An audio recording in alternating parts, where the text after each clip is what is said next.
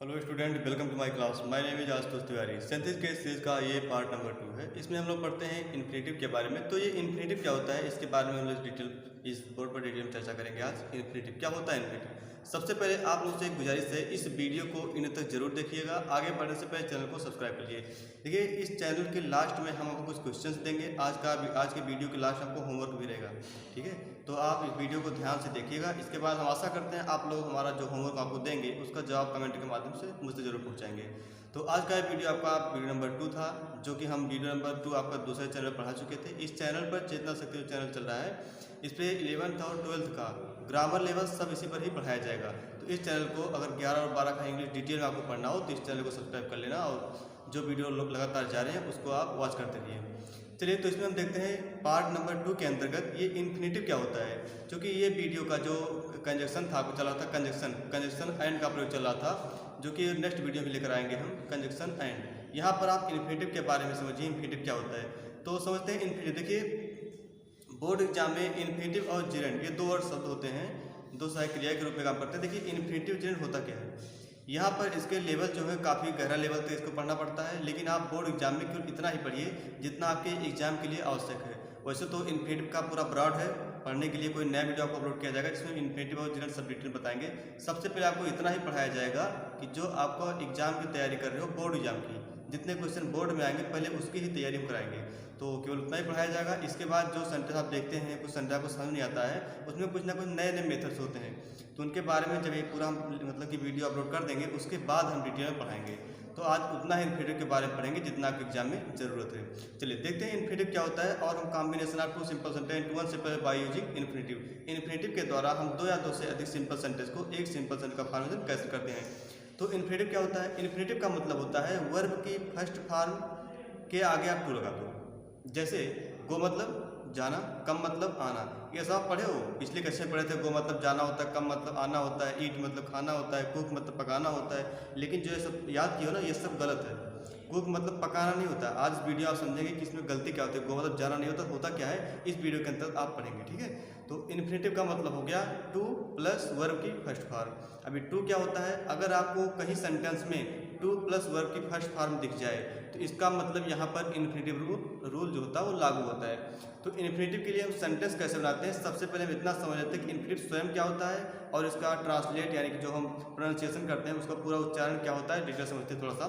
देखिए, इन्फिनेटिव का मतलब होता है टू प्लस वर्ब की first form, two plus verb की फर्स्ट फॉर्म। अब यहाँ पर देखिएगा जो टू है लिख देंगे टू। अब वर्ब की फर्स्ट फॉर्म कोई भी आपका वर्ड हो गया, जैसे गो मतलब जाना हो, मान लेते हैं टू गो हो गया या टू प्ले हो गया, ठीक है। तो इसका क्या मतलब है, आप लोग पढ़े हो गो मतलब जाना, यही तो पढ़े ना। गो मतलब जाना होता है, कम मतलब आना होता है। तो ये सब इन्फिनेटिव के अंतर्गत गलत है, ये गलत है। गो मतलब जाना नहीं होता है। गो कम वर्ब की फर्स्ट फॉर्म जितने भी होते हैं टोटल ऑर्डर के लिए होते हैं। अगर आपसे कहें गो, इसका मतलब आप जाओ।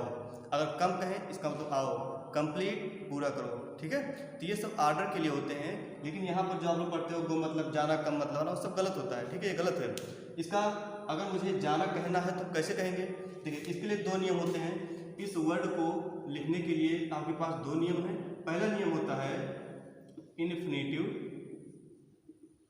और आपका दूसरा नियम है जिरेंड। इन्फिनेटिव क्या होता है और जिरेंड क्या होता है। आप जाना, आना, खाना, पीना, पकाना, ये सब दो ही रूल से सॉल्व कर सकते हो। या फिर आप इन्फिनेटिव से लिखिए या जिरेंड से। तो इन्फिनेटिव से कैसे लिखेंगे, जिरेंड से। जिरेंड का मतलब होता है कि वर्ब की फर्स्ट फॉर्म में आप कुछ ना करिए, आईएनजी लगा दो। जैसे गो है तो गोइंग कर दो, गो प्लस आईएनजी क्या हो गया, गोइंग। तो ये जिरेंड की तरह बिहेव करेगा। और अगर इन्फिनेटिव का मतलब होता है टू के आगे गो। अब जो इसका मतलब है वही इसका भी मतलब है। जाना यहाँ पर भी लिखा गया है, जाना यहाँ पर भी लिखा गया है। अब हम देखते हैं थोड़ा सा कि सेंटेंस का फॉर्मेशन कैसे करते हैं इन्फिनेटिव के द्वारा। हालांकि इसका वीडियो काफ़ी डीपली है, ज़्यादा इसके बारे में नहीं पढ़ाएंगे क्योंकि आपको जितना एग्जाम में उतना ही बताया जाएगा, ठीक है। नेक्स्ट वीडियो कभी अपलोड किया जाएगा तो जिसमें इन्फिनेटिव जिरेंड को हम डिटेल बताएंगे। आप देखिए टू गो से इसका मतलब क्या होता है। अगर मुझे सेंटेंस कहना है कुछ पाना, ठीक है, तो क्या हो जाएगा, कई बार बताया गया आप लोग को, कुछ पाना का मतलब हो गया to get something. To get something. अब यहाँ पर ध्यान देंगे, टू गेट क्या हो गया, वर्ब की फर्स्ट फॉर्म लिखा गया, टू इसका मतलब इन्फिनिटिव हो गया, आपका ऑब्जेक्ट के रूप में हो गया। Other word to get something. अब इसी को हम लिख सकते हैं गेटिंग समथिंग। जब हम गेटिंग समथिंग लिखेंगे इसका मतलब यहाँ जिरेंट की तरह बिहेव हो रहा है, ये जिरेंट हो गया, ठीक है, इतना जिरेंट और इतना क्या हो गया, इन्फिनिटिव। कुछ पाना, टू गेट, वहाँ जाना। अब क्या कहेंगे, अब चाहे गोइंग देयर कहिए चाहे टू गो देयर, दोनों सही है, ठीक है। इस वीडियो में हम केवल इन्फिनिटिव के ही बारे में पढ़ेंगे। जिरेंट इतना जान लीजिए, वर्ब की फर्स्ट फॉर्म में आईएनजी लगा देंगे तो जिरेंट की तरह बिहेव करेगा। और जिरेंट जो होता है वो हमेशा एक नाउन की तरह बिहेव करता है। इसका मतलब जिरेंट के बाद आप helping verb is, am, are, was, were, has been, had been, जो भी है टेंस के अकॉर्डिंग आप लगा सकते हो, ठीक है। जिरेंट हमेशा नाउन की तरह बिहेव करता है। और इन्फिनिटिव के बारे में पढ़ेंगे ही। तो अब हम देखते हैं इन्फिनिटिव का मतलब समझ में आ गया है। जैसे कोई सेंटेंस देखते हैं कि वहाँ जाना, अगर मान लीजिए कहना वहाँ जाना अच्छा है तो क्या बोलेंगे, to go there is good, या जिरेंट से गोइंग देयर इज गुड। अब चाहे टू गो देयर बोले चाहे गोइंग, अगर आप टू गो देयर बोलते हैं इसका मतलब इन्फिनिटिव हो गया, अगर आप गोइंग कहते हैं इसका मतलब जिरेंट हो गया, ठीक है। उससे बात करना क्या हो गया, उससे बात करना, तो इसके लिए क्या होगी, उससे बात करना, चाहे कहिए टू टॉक हिम या टॉकिंग टू हिम, दोनों आपका सही हो गया, ठीक है। अगर कहना है टहलना, कोई सेंटेंस है टहलना स्वास्थ्य के लिए लाभदायक है, तो इंग्लिश क्या होगा, अब टहलना दिया गया है, ना नीने का उच्चारण किया गया, इसका मतलब दो ही रास्ते हैं, चाहे इन्फिनिटिव से बनाइए चाहे जिरेंट से। टहलना स्वास्थ्य के लिए लाभदायक है, इसका आप दो प्रकार से बना सकते हो, पहला इन्फिनिटिव दूसरा जिरेंट। तो देखते हैं इन्फिनिटिव से क्या होगा। टहलना स्वास्थ्य के लिए लाभदायक है, कहेंगे to walk is good for health. Gerund से क्या होगा, going, walking is good for health, तो वॉकिंग जिरेंट हो गया और to go infinitive. I hope आप लोगों को समझ में आ गया होगा इन्फिनिट जिरेंट का थोड़ा सा मतलब क्या होता है, डीपली तो बताया नहीं गया आपको, लेकिन जितना बताया गया आई होप समझ में आ गया होगा। अब हम देखते हैं कि अगर सेंटेंस में दो या दो से सेंटेंस दिए गए हैं उसका इन्फिनिटिव के द्वारा हम एक सेंटेंस कैसे बनाते हैं। इसके लिए जो इन्फिनिटिव का रूल है उससे ध्यान समझते हैं। इसके लिए बोर्ड पर देखिए, आप ध्यान दीजिए, जो सेंटेंस आपको दिए रहते हैं इन्फिनिटिव के द्वारा बनाने के लिए, तो कुछ नियम्स होते हैं, कैसे आप समझ पाएंगे कि इस सेंटेंस को केवल हम इन्फिनिटिव से ही बना सकते हैं, किसी अदर रूल से नहीं। इसका नियम क्या है, देखिए, अगर मान लीजिए आपका सेंटेंस यहाँ पर बोर्ड पर है, he took a knife, he took knife, he wanted to kill the hen. इसके लिए देखिए तीन फार्मूला याद करिए आप। अगर मान लीजिए आपका सब्जेक्ट दोनों सेंटेंस का, दो सेंटेंस होते हैं, कभी कभी दो से अधिक भी होते हैं ना, तो जो दोनों तीनों सेंटेंस दिए गए हैं उसका जो सब्जेक्ट है हमेशा एक ही होना चाहिए, ठीक है। दोनों का सब्जेक्ट क्या होगा, हमेशा एक होगा, यानी कि दोनों सेंटेंस का जो सब्जेक्ट रहेगा हमेशा एक ही रहेगा। अगर ही दिया गया है दोनों में रहेगा, ऐसा नहीं यहाँ पर ही है, यहाँ पर कोई फर्स्ट पर्सन है सेकंड पर्सन है, वो गलत, ठीक। पहला नियम क्या है इन्फिनिटिव बनाने के लिए, दोनों सेंटेंस का सब्जेक्ट एक ही रहेगा। दूसरा नियम है कि एक सेंटेंस में आपका रीजन दिखाई देगा, एक सेंटेंस में आपका रीजन रहेगा और दूसरे सेंटेंस में आपको क्या रहेगा, रिजल्ट, दूसरे सेंटेंस में रिजल्ट रहेगा। तो आप समझ लेंगे कि इसमें इन्फिनिटिव का ही प्रयोग करना है। कभी कभी क्या होता है सेंटेंस में रीजन और रिजल्ट का संबंध नहीं होता है, तो ऐसी स्थिति में आप देखेंगे दोनों सेंटेंस में से किसी एक सेंटेंस में एम दिखाई देगा, एम का मतलब उद्देश्य होता है, किसी एक सेंटेंस में आपका उद्देश्य दिखाई देगा। तो ऐसी कंडीशन में आप समझ लीजिएगा कि इसमें हमें इन्फिनिटिव का ही प्रयोग करना है। फिर से बात समझ लेते हैं, जो आपको सेंटेंस दिया रहेगा आप देखेंगे सेंटेंस का सब्जेक्ट अगर एक ही है तो समझ लेना इन्फिनिटिव लागू किया जाएगा। दूसरा पहचानने का नियम, जो सेंटेंस दिए गए हैं एक सेंटेंस आपका रीजन रहेगा दूसरे में रिजल्ट रहेगा, ठीक है, तो ये पहचानने का नियम हो गया। और लास्ट नियम है, अगर मान लीजिए रीजन रिजल्ट का संबंध नहीं दिखाई दिया है तो क्या करेंगे, तो आप एक सेंटेंस में देखेंगे उद्देश्य दिया रहेगा। जैसे यहाँ पर दिया गया ही टू का नाइफ, सेंटेंस देखते समझ आएगा आपको, ही टू के नाइफ, उसने एक चाकू ले आया, he wanted to kill the hen, वह मुर्गी को मारना चाहता था। देखिए टू किल क्या है, यहाँ टू किल मारना आपको बताया गया है, ना नीने का उच्चारण होता है, इसे गो मतलब जाना बताए थे, तो जिसमें ना नीने का उच्चारण किया जाता है वहाँ पर ही इन्फिनिटिव जिरेंट का रूल फॉलो करते हैं। यहाँ पर टू किल जो इन्फिनिटिव होता है इसका आप देखेंगे लास्ट में पहचान हिंदी में, तो ना का उच्चारण कैसे दिया गया बोर्ड पर, या कभी कभी के लिए भी दिखाई देता है, के लिए जो फार्मल होता है के लिए वही दिखाई देता है। तो चाहे के लिए मिलेगा आपको चाहे आपको ना नहीं, लेकिन जिरेंट में केवल ना ही दिखाई देगा, के लिए नहीं। जिरेंट का रूल है केवल ना दिखाई देगा, इन्फिनिटिव में कभी कभी ना होता है कभी के लिए। ये क्यों होता है, इसके लिए कोई, तो जिरेंट में क्या होता है, जिरेंट की पहचान है केवल ना मिलेगा और इन्फिनिटिव का पहचान है चाहे ना मिलेगा या फिर के लिए, तो दोनों आप देख लेंगे, जो इस पर लागू किया जाएगा वही समझ लेंगे। ओके, यहाँ पर देखिए ही टू का नाइफ, उसने एक चाकू लिया, he wanted to kill the hen, और मुर्गी को मारना चाहता था। वांटेड है पास्ट नेम। तो देखें कैसे बनाएंगे। यहाँ पर दोनों सेंटेंस को एक सिंपल सेंटेंस में हम कैसे बनाएंगे, हम लिखेंगे। आप देखिए एक में रीजन होगा, पहले देखिए सब्जेक्ट क्या है, दोनों का सब्जेक्ट एक ही है, इसका मतलब इंक्लूड लागू किया जाएगा। दूसरा नियम, एक में रीजन एक में रिजल्ट। उसने चाकू क्यों लाया, कारण क्या था उसका। जैसे यहाँ पर ही वांटेड टू किल है, वह मुर्गी को मारना चाहता था, तो मुर्गी को मारना चाहता था ये रिजल्ट है, ठीक है। क्यों मारना चाहता था, उसका कारण क्या है, तो कारण है कि वह चाकू लाया था। अब यहाँ पर चाकू ले आया, यहाँ पर आप ध्यान देंगे अगर रीजन रिजल्ट संबंध जो है आपके समझ में नहीं आ रहा है तो आप समझ लीजिए एंड, ठीक है। ये दोनों लागू कर लीजिए, कोई ना कोई एक लागू हो ही जाएगा। एंड का मतलब उद्देश्य। ही टू का नाइफ, वह चाकू क्यों लाया, उसका उद्देश्य क्या था, उसका उद्देश्य था कि वह मुर्गी को मारना चाहता था, इसलिए वो चाकू लेकर आया। तो अब जिस सेंटेंस में उद्देश्य दिखाई दे रहा है उसी सेंटेंस को क्या करेंगे, इन्फिनेटिव में बनाएंगे।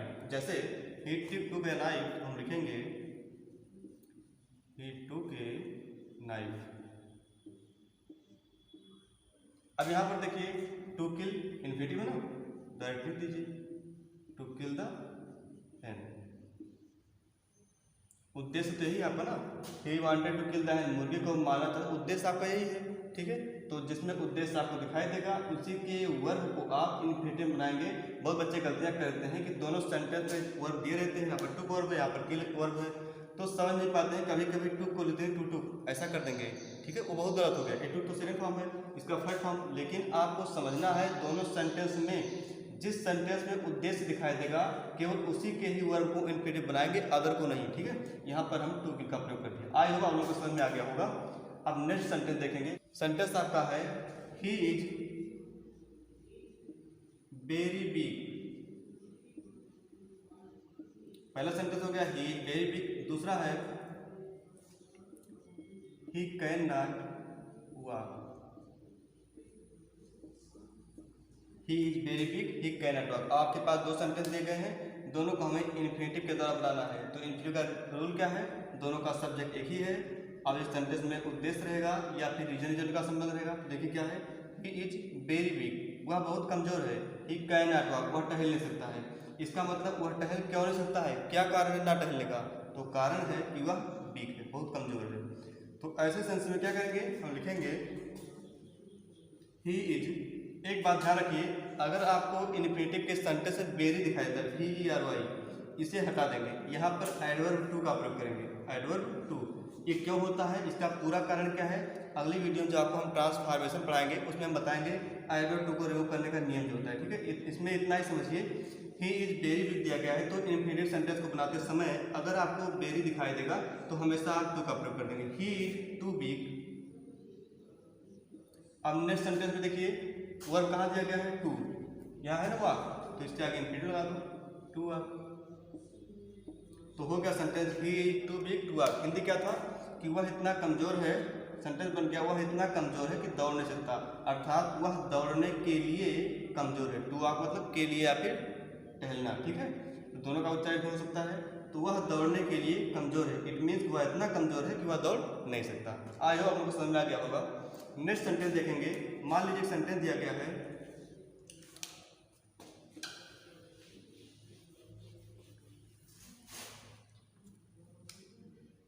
आई हैड नो मनी। सेंटेंस आपका है आई हैड नो मनी, यानी कि मेरे पास पैसे नहीं थे, I had no money. Next sentence है I could not give him. अब सेंटेंस को देखिए, आई हैड नो मनी, मेरे पास पैसे नहीं थे, हैड क्या है past perfect tense. I could not give him, मैं उसे नहीं दे सका, तो मैं उसे नहीं दे सका, मनी पैसा नहीं दे सकता, कारण क्या था, उसके पास नहीं थे, ठीक है। इसमें क्या है, ये सेंटेंस आपका रीजन है और ये सेंटेंस आपका रिजल्ट है। तो हम बनाएंगे आई हैड नो मनी, मेरे पास पैसे नहीं थे।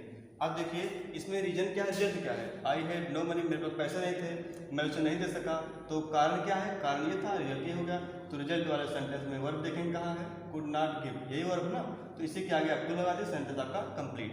तो I had no money to give him, ठीक है। ठीक है, ये सेंटेंस कंप्लीट, यानी कि मुझे, मेरे पास उसे देने के लिए, ठीक है, उसे देने के लिए धन नहीं थे। इस प्रकार से आपका सेंटेंस कंप्लीट हो गया। इन्फिनेटिव के द्वारा आपको 3 सेंटेंस बनाए गए हैं। अब आपके बोर्ड पर 4 सेंटेंस दिए हैं। अब वीडियो को रोकिए, इसके बाद आप बनाने का प्रयास करिए। आफ्टर मैं बनाऊंगा, आप देखिए कैसे बनाते हैं। इस सेंटेंस को ध्यान से देखिएगा। आई होप आप लोग वीडियो को रोके होंगे और एक बार बनाए होंगे। अब हम इस सेंटेंस को बनाते हैं। आप देखिए कहाँ पर गलतियाँ थी। सेंटेंस है I have some duties, I must perform them. तो आपके पास 2 सेंटेंस है, दोनों सेंटेंस एक बार रिवाइज कर लीजिए। क्या क्या नियम होता है। नियम आपको बताया गया है। इन्फिनेटिव में पहला जो सेंटेंस रहेगा उसका सब्जेक्ट, दूसरे सेंटेंस का सब्जेक्ट, दोनों एक ही होगा। दूसरा नियम है इसमें इन्फिनेटिव में कि एक सेंटेंस में आपको रीजन दिखाई देगा, दूसरे में रिजल्ट दिखाई देगा। तीसरा है अगर मान लीजिए रीजन रिजल्ट नहीं दिखाई दिया तो किसी एक सेंटेंस में उद्देश्य जरूर रहेगा। ठीक है, यहाँ पर देखिए क्या है, आई हैव सम ड्यूटीज, मुझे कुछ कर्तव्य है, कुछ काम करने हैं।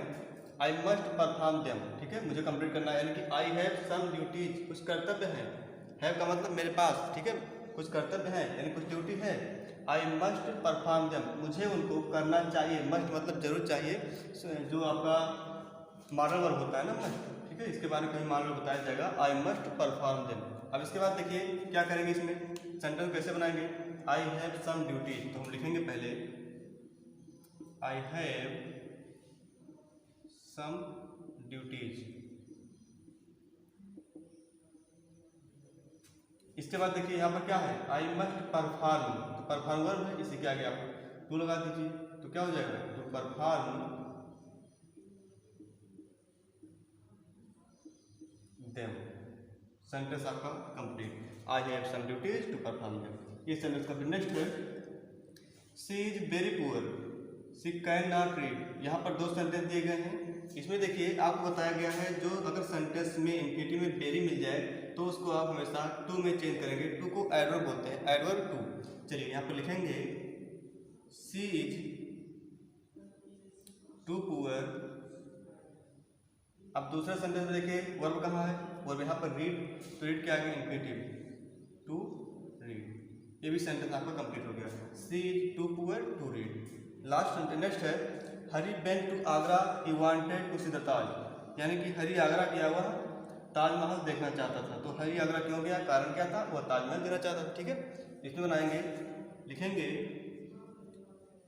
हरी वेंट टू आगरा। दूसरे सेंटेंस में वर्ब है टू सी द ताज। देखिए यहाँ पर इन्फिनेटिव पहले से बनाया गया, टू सी लिखा है ना, यहाँ पर ऐसे ही लिखेंगे to see the Taj, to see the Taj. ये सेंटेंस कंप्लीट। लास्ट है ही हैज 3 daughters, उसकी 3 पुत्रियां हैं। He has to get them married. अब देखिए इसे कैसे सॉल्व करेंगे, ठीक है, तो हम लिखेंगे he has 3 daughters,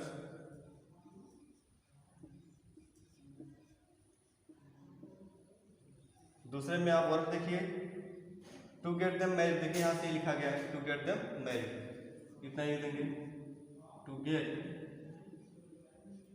them married. यहाँ पर जो गेट है, गेट का क्या मतलब होता है, एक बात ध्यान रखिए, 2 वर्ड होते हैं।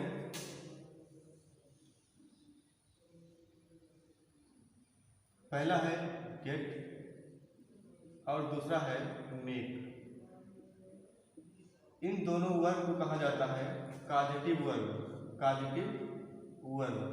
समझ आ रहा है। तो गेट और मेक ये दोनों काजेटिव वर्ब होते हैं। इसका प्रयोग अलग से वीडियो में बताया जाएगा। ठीक है, ये मेक क्या होता है, गेट का प्रयोग क्या होता है। यहाँ पर इतना ही समझ लेंगे। गेट आपका वर्ब की फर्स्ट फॉर्म है, इसके पहले टू लगा देंगे, टू गेट देम मैरिड। तो आपका सेंटेंस कंप्लीट हो गया। आई होप आप लोगों को इन्फिनेटिव समझ में आ गया होगा। आप लोग एक्सरसाइज करिए, ठीक है, बोर्ड से जो आपको सेंटेंस बताए गए हैं इसे आप समझ लेना। एक बार वीडियो देखिए, 2 बार देखिए, इसके बाद आप एक्सरसाइज जितना करेंगे उतना सेंटेंस पर आपको मजबूती बन जाएगी।